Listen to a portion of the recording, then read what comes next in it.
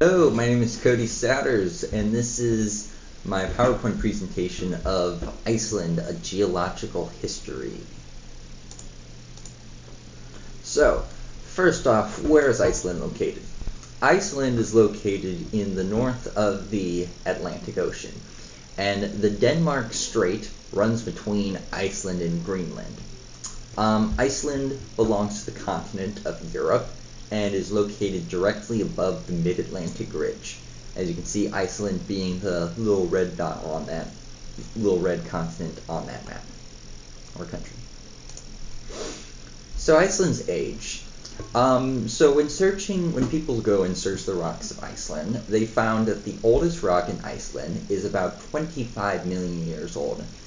And this is very young, as the supercontinent Pangaea broke up about 200 million years ago during the Jurassic epoch time. That would mean that there was a 175 million year gap between Iceland being created and the breakup of Pangaea. So first, Iceland's time period.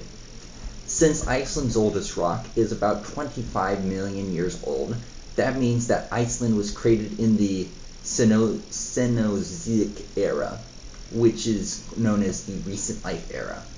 And this means that it was during the tertiary period that it was created.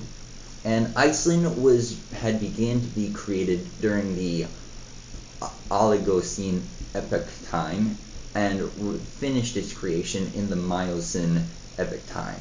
And as we can see here, I have an image saying the timeline being the area period in the epoch. Before we talk about Iceland being created, right underneath Iceland is a hotspot. And the hotspot came from the mantle plume. As you can see, the mantle being right between the inner core and the crust. The hotspot has been active for millions of years, and even predates the Atlantic Ocean. And this image I have right here, you can see exactly where the focus of the hotspot mantle plume is located. So, how was Iceland created? Well, to sum it up in one sentence, Iceland was created due to the volcanic activities along the mid-Atlantic ridge. To go into a little more detail, the hotspot underneath Iceland and other volcanic activities at the mid-Atlantic ridge all bubbled up, and its material became to solidify. The magma solidified from the ocean, and that is formed, and then most of that has formed the landmass known as Iceland. The volcanic activities were started because of two tectonic plates. Those tectonic plates being the North American plate and the Eurasian plate. And here's an image to kind of give this visual example of it. So, Iceland's minerals. Since Iceland was created by a mantle plume, a hotspot, and volcanic activities, 90% of its mineral is 90% of Iceland's mineral composition is basalt. Basalt being a kind of black, dark grayish rock that is formed by the solidification of magma. And here is a rock,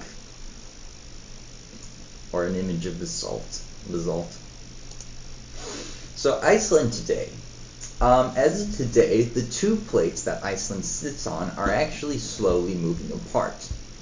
It also should be known that at Iceland, there's about 200 various types of volcanoes.